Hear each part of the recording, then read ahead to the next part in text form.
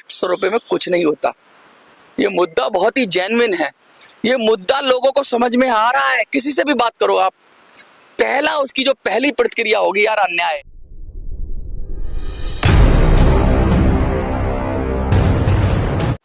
नमस्कार, मैं हूं मनोज सुराजी और लगातार हम जो बात कर रहे थे EPS 95 की, आज आपको क्या लग रहा है कि मैं ये फूलों के बीच में क्यों खड़ा हूं?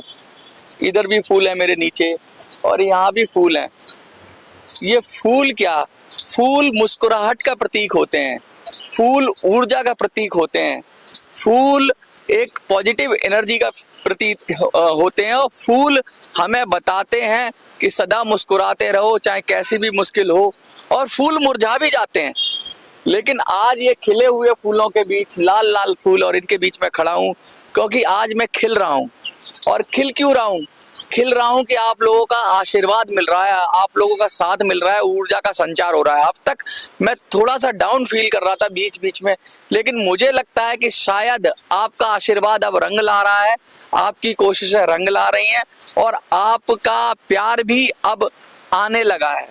मैं इसलिए क्यों बोल रहा हूँ? इसलिए क्योंकि लगातार जो हम बात कर रहे थे कि हमें फंड की शॉर्टेज पड़ रही थी, तो कल बॉन्डी जी ने, जो नरसिम्हा बॉन्डी जी हैं, नरसिम्हा बॉन्डी हैदराबाद से, उन्होंने बीड़ा उठाया, टीम बनाने की बात की। और आज पंजाब से खबर आई है, पंजाब में भी टीम तैयार हो गई है। पंजाब में उनके बेटे का नाम पढ़ूंगा जिन्होंने ट्रांसफर किया है, मोहित कुमार जी ने, मोहित जी ने कंट्रीब्यूशन भेजा है। और उन्होंने, पंजाब की टीम ने कहा है कि हम 10-12 लोगों से बात कर रहे हैं और हम सब मिलकर आपको सहयोग करेंगे।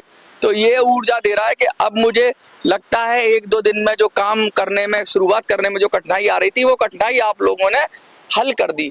थोड़ी सी हल करी है अभी, लेकिन और भी ज्यादा हल करोगे। मुझे लगता है जब यहाँ तक आए हैं तो आगे भी जाएंगे। और कल मेट्रो के कर्मचारियों के साथ जो मीटिंग हुई, लोगों ने कहा बहुत अच्छा है, ये बड़े जुझारू लोग हैं, बहुत अच्छा बोलने वाले लोग हैं और इनको साथ में रखना है। और मेट्रो की भी बात हमें पूरी ताकत से, शक्ति से और सामर्थ्य से उठानी है।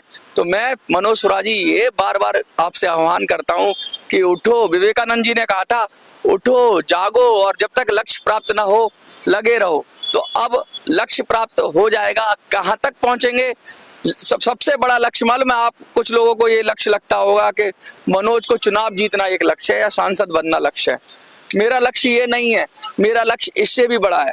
कुछ लोग ये कह सकते हैं कि शायद EPS 95 की पेंशन में बढ़ोतरी हमारा लक्ष्य है। नहीं, उससे भी बड़ा लक्ष्य है। कुछ लोग ये कहेंगे कि बुजुर्गों की बात करना, बात उठाना, इतनी बात उठ जाए, ये लक्ष्य है। नहीं, मेरा लक्ष्य बुजुर्गों को सम्मान से जीने का अधिकार मिलना चाहिए। बुजुर्गों के सम्मान में, सम्मान शब्द में सब आ जाता है। आर्थिक सम्मान आ जाता है, सामाजिक सम्मान आ जाता है और उनकी सामाजिक, आर्थिक और राजनीतिक सारी दृष्टि आ जाती है, सारा दृष्टिकोण आ जाता है। तो मेरा लक्ष्य तो यह है कि आपका सम्मान कायम हो। और दूसरा सबसे बड़ा लक्ष्य, जो पहला गोल है कि हमारा सम्मान कायम हो, वो कैसे होगा? वो EPS पेंशन में बढ़ोतरी से हमारा आर्थिक हो जाएगा। हमारे साथ जो अत्याचार हो रहे हैं उनकी सुनवाई से हमारा सामाजिक हो जाएगा। और राजनीतिक दृष्टि से भी वृद्धजन, बुजुर्ग एक वोट बैंक है जो ये डिसाइड कर सकते हैं कि कौन जीतेगा, कौन हारेगा। कहते हैं ना, बुजुर्ग घर में सबसे बड़े फैसले लेने वाले होते हैं। उनके फैसलों को बच्चे भी पालन करते हैं। बुजुर्ग अपने बच्चों से कहते हैं तो बच्चे भी उन फैसलों को पालन करते हैं। तो आज इस देश को बुजुर्गों के फैसले की जरूरत है। बुजुर्ग वोटर बन के भी फैसला ले सकता है, ये हमें सिद्ध करना है और ये हमें तय करना है। इसलिए मैं कह रहा हूं कि अब जो बुजुर्ग समाज है, जो कहते हैं, अभी किसी ने मुझसे कहा बुजुर्गों को लोगे तो कैसे जीत जाओगे? तो मैंने कहा भाई, अब हम जब सब बुजुर्गों की बात कर रहे हैं तो किसी भी लोकसभा क्षेत्र में 15 से 20% आबादी बुजुर्गों की होती है। और जवान एक बार को मस्ती में चले जाएंगे, हॉलीडे घूमने चले जाएंगे, कहते हैं वहां पे शिमला, मनाली, कुल्लू चले जाएंगे इलेक्शन के टाइम में। लेकिन वो बुजुर्ग है जो सबसे सजग मतदाता है, उसे किसी चीज को पढ़ाने की जरूरत नहीं होती। चुनाव आयोग भी युवाओं को प्रशिक्षित करता है, युवाओं को जागरूक करता है, वृद्धों को जागरूक नहीं करता। वृद्ध तो वोट देते ही देते हैं, ये पक्के वोटर होते हैं। कुछ लोगों को तो मैंने देखा है कि व्हील चेयर पे जाके वोट देते हैं। कुछ लोगों को देखा है कि वोट देने जरूर जाऊंगा, मरते मरते मर जाएंगे लेकिन वोट देने जरूर जाएंगे। पहले मतदान फिर जलपान का नारा जो दिया है वो बुजुर्गों ने ही दिया है। बुजुर्ग इतना सक्रिय होते हैं वोट देने के लिए। तो और इनकी संख्या कितनी होती है? हर लोकसभा में 20% लगभग, कहीं कम हो सकते हैं, और 100% वोटिंग करने वाली संख्या होती है। ऐसा ही कोई बुजुर्ग होगा जो स्वास्थ्य कारणों से वोट ना करे, वरना किसी भी कंडीशन में बुजुर्ग वोट करता ही करता है। तो ये संख्या 20% है। और कहते हैं टोटल वोट जो पड़ता है वो 60 से 70% पड़ता है।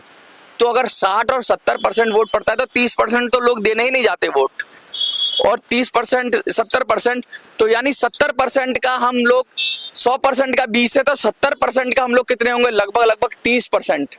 यानी कि पड़े हुए मतों का 30% वोट है बुजुर्गों का मत। तो सिर्फ बुजुर्ग ही वोट कर देंगे ना बुजुर्गों के मुद्दे पे, तब भी जीत जाएंगे हम। सीधा सीधा समीकरण बता रहा हूं मैं। और अगर बुजुर्गों के सम्मान में उनके बच्चे भी कर दें, हर परिवार में बुजुर्ग तो होता ही है भाई। ऐसा कौन सा परिवार है जो बिगर बुजुर्गों के होता है? और जिस परिवार में बुजुर्ग नहीं होते उस परिवार का कल्याण नहीं होता। मैं तो दिल्ली में देखता हूँ हर परिवार में बुजुर्ग हैं। कुछ बच्चे बाहर से आए हुए हैं लेकिन उनके वोट ही नहीं है। जो कमाने के लिए आए हुए हैं, जो प्रवासी हैं, उनमें से ज्यादातर, कुछ लोगों ने वोट बनवाए होंगे लेकिन ज्यादातर लोग ना तो उनका वोट देने में इंटरेस्ट है और ना ही वो इतने सक्रिय हैं। वो सिर्फ कमाने के लिए दिल्ली में आए हैं। लेकिन दिल्ली का जो परिवार है उसके अंदर जरूर बुजुर्ग होगा आपको। तो हम हर परिवार में हैं, बुजुर्ग हर परिवार में है। वो खुद वोट देगा, अपने परिवार को भी वोट दिलाएगा। तो क्यों नहीं जीतेंगे भाई हम इतने बड़े वोट बैंक से? कौन कहता है कि हमारा कोई मुद्दा बड़ा नहीं है? हमारा बहुत बड़ा मुद्दा है, बुजुर्गों का मुद्दा बहुत बड़ा मुद्दा है। जाति पे मुद्दे पे कम वोट मिलेगा। जाति के मुद्दे पे जाति वोट करेगी ना। धर्म के मुद्दे पे भी शायद 50% तक मिल जाए लेकिन कम मिलेगा। लेकिन बुजुर्ग पे तो 100% वोटिंग है भाई। बुजुर्ग पे एक लोकसभा में अगर 4-5 लाख बुजुर्ग है तो बुजुर्ग ही, उनके परिवार के बच्चे वोट ना दें, अगर बुजुर्ग ही वोट कर देंगे तो जीत जाएंगे। और कोई पार्टी हो, सपा, बसपा, आप, कांग्रेस, भाजपा, शिवसेना, और कौन कौन सी पार्टियां, आप लिख देना कौन कौन सी पार्टी है। किसी ने बुजुर्गों के बारे में सोचा है क्या? क्या बुजुर्गों के सम्मान की बात की है? मोदी जी भी कह रहे हैं कि युवाओं को मतदान में बढ़ चढ़कर हिस्सा लेना चाहिए। अरे भैया, युवा तो वैसे ही अपनी मस्ती में घूम रहा है, उसको क्या ही मतलब राजनीति से। वो तो कुछ लोग पॉलिटिकली होंगे तो वो बात करते होंगे कि राजनीति की बात करते होंगे, बेरोजगारी की बात करते होंगे। ये कोई मुद्दा नहीं है। मुद्दा है बुजुर्गों का सम्मान, मुद्दा है बुजुर्गों के खिलाफ हिंसा रुकनी चाहिए, मुद्दा है बुजुर्गों की पेंशन बढ़नी चाहिए, मुद्दा है बुजुर्गों को हॉस्पिटल्स में लाइन न लगाने पड़े। मुद्दा क्या है? मुद्दा ये मुद्दा है। और इस मुद्दे के साथ हमने एडवोकेट प्रोटेक्शन बिल जोड़ा, हमने चुनाव सुधार की बात की, हमने सर्व शिक्षा की बात की, हमने अगर किसी व्यक्ति की मृत्यु हो जाए और प्राइवेट हॉस्पिटल में तो उसका बिल माफ किया जाए। हमने इतने सारे मुद्दे उठाए, हमने मेट्रो के कर्मचारियों की बात की। तो ये सब हमने मुद्दे उठाए हैं। ऐसा नहीं है कि हम बुजुर्गों के, हम और भी समाज के मुद्दे उठा रहे हैं, लेकिन हम बड़े सेंसिटिव मुद्दे उठा रहे हैं। हम बड़े दिल को छूने वाले मुद्दे उठा रहे हैं और हम लोगों के दिल में उतरेंगे। मैं आपको कह दूं, एक वीडियो वायरल होने की देर है बस। वो हमारी अभी कोई वीडियो वायरल नहीं हुई है। अगर एक वीडियो वायरल हो गई, बड़े बड़े छोटे छोटे चैनल्स की वीडियो वायरल हो जाती है, अगर एक भी वीडियो वायरल हो गई तो मैं बता रहा हूँ किसी को कुछ कहने की जरूरत नहीं पड़ेगी, लोग अपने आप उठ के चले जाएंगे। ये मुद्दा ऐसा है, ये मुद्दा इतना मार्मिक है, ये मुद्दा इतना सेंसिटिव है, ये मुद्दा इतना जेन्युइन है, इतना जेन्युइन। मैं ये कह रहा हूँ कि बिल्कुल 700-800 रुपए में जीवन चलता है क्या यार? 700-800 रुपए में कुछ नहीं होता। ये मुद्दा बहुत ही जेन्युइन है। ये मुद्दा लोगों को समझ में आ रहा है। किसी से भी बात करो आप, पहला उसकी जो पहली प्रतिक्रिया होगी, यार अन्याय है ये। किसी अमीर से बात करो, किसी गरीब से बात करो, किसी दलित से बात करो, किसी सवर्ण से बात करो, किसी ओबीसी वाले से बात करो, उससे पूछो, युवा से बात करो, महिला से बात करो, बच्चे से बात करो। मैंने करके दिखाया। मैंने एक छोटी सी बच्ची से पूछा तो उसने बताया, क्या बताया उसने यही बताया कि 700-800 रुपए में तो हमारी पॉकेट मनी होती है आजकल। और देखिए लगातार मेरा फोन बज रहा है और अभी भी देखिए मेट्रो के तरफ से मेरा फोन बज रहा है। लेकिन मैं ये बोलूंगा, बबलू जी 2 मिनट इंतजार करिए, मैं बाइट कर रहा हूं, मैं अभी आपको कॉल बैक करता हूं। देखिए ये मेट्रो के लोग हैं और ये लगातार ये बात कर रहे हैं, ये लगातार तैयार कर रहे हैं। ये कह रहे हैं भैया काम बताओ कहाँ जाना है। पैम्पलेट छपने में 2 दिन तो लगेंगे, तो मैं 2 दिन तक, ये टीम तैयार है, सब टीम तैयार है और मैं आपसे आके बात कर रहा हूँ। आज थोड़ा समय मिला मुझे तो मैं फूलों के बीच आ गया और फूलों की खुशबू, मैं चाहता हूं कि आपके जीवन में भी फूलों की तरह खुशबू आए, आपका भी सपने साकार हो। और जीत और हार, कहते मनोज, कुछ लोगों ने कहा मुझे, अरे चल तू 80 साल का हो जाएगा ना तब भी तू कुछ नहीं कर सकता। मैंने कहा मैं कुछ नहीं कर सकता, मुझे पता है, मैं जीत नहीं सकता, मुझे पता है, लेकिन बुजुर्गों को आप हरा नहीं सकते हो। ये मेरी लड़ाई थोड़ी ना है, ये मेरा मुख्य उद्देश्य क्या है, मैं ये कह रहा हूँ ये सबकी लड़ाई हो जाए, सब इसमें शामिल हो जाएंगे तो जीत जाएंगे। अकेला मनोज तो हारा हुआ है, लेकिन अब मनोज अकेला नहीं है, मनोज के साथ 30 या 35 लोग खड़े हुए हैं, वो लोग जो ईपीएस पेंशनर है जिन्होंने सहयोग भेजा, 30-35 लोग वो, और दिल्ली के लोग, चाहे वो मेट्रो के कर्मचारी हो, ये लोग, ये अलग से। तो मेरे पास 300-400 लोग खड़े हुए हैं इस मुद्दे, अब लगभग मुझे लगता है 300-400 लोग हैं जो लड़ना चाहते हैं, और भी ज्यादा हो जाएंगे। और ऐसे लोग अगर संख्या में बढ़ गए, अगर ऐसे लोग 2000-4000 हो गए, तो हमें कोई ताकत, कोई सरहद, कोई कानून रोक नहीं सकता हमारे काम को, हक को लेने में। बात है बस जागृत होने की। आपके दिल में अगर जग जाए बात, आपके जज्बात जगने चाहिए, आपकी हिम्मत जगनी चाहिए, आपका हौसला जगना चाहिए, और आपके अंदर ये कहना चाहिए कि हाँ मैं भी इस लड़ाई में भागीदारी करूंगा, ये विश्वास होना चाहिए, जैसा लोगों में हो रहा है। अगर आप लड़ गए, मैं लड़ गया तो जीतना तो छोड़ दिए, मैं हारूंगा भी बहुत बुरी तरह से अगर मैं लड़ा तो, लेकिन हम सब लड़ गए तो कोई माई का लाल पैदा नहीं है जो हमें हरा सके। कोई ये नहीं कह पाएगा कि तू 80 साल भी लग जाए जिंदगी में। मेरी कोशिश यही है, मैं अकेले नहीं चाहता, मैं लड़ाई आपके साथ लड़ना चाहता हूं, और मेरा साथ दो, मुझे सहयोग करो, मेरे कंधे से कंधा मिला के लड़ो, और कंधे से कंधा मिला के आके मत लड़ो, लेकिन सहयोग करके लड़ो।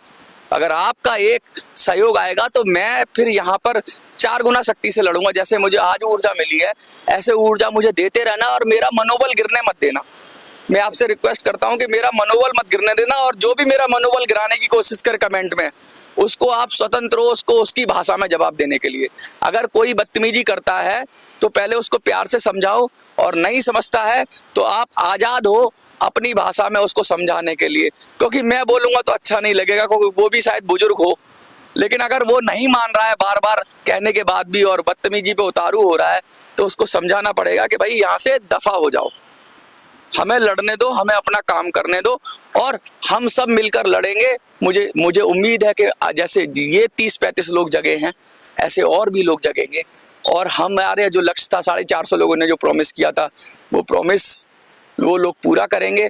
और मैं आपसे उम्मीद करता हूं कि आप ऐसे ही सहयोग जारी रखेंगे, और कोशिश करेंगे। कुछ लोग दिल्ली के लिए मैंने कहा था कि वो भी तैयारी करें, 6 तारीख के करीब, 6 से 8 तारीख में मैं दिल्ली बुलाने की कोशिश करूंगा। आसपास के लोग तैयारी करें, अगर आप आ सकते हैं तो बहुत अच्छा है। मैं भी यहाँ व्यवस्थाएं तब तक बनाऊंगा, ईश्वर ने चाहा तो मैं व्यवस्थाएं बनाने में सफल हूँगा, और आप सब अगर मेरे साथ आ गए तो डेफिनेटली हम सफल होंगे। इसी संदेश के साथ देखते रहिए मिनी संसद।